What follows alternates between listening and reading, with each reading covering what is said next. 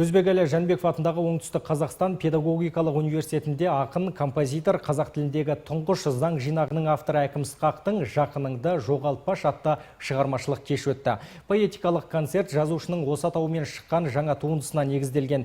Кеш түндігін студенттер ақын өлеңдермен түріп сахналық қойылым көрсетті. Автордың сөзінше, биыл оның шығармашылығы үшін өнімді жыл. 6 айдың ішінде «Жақыныңды жоғалтпашы», «Әкемен сырласу», «Генералдың соңғы аманаты» атты 3 туынды жазып оқырманның оң бағасын алған.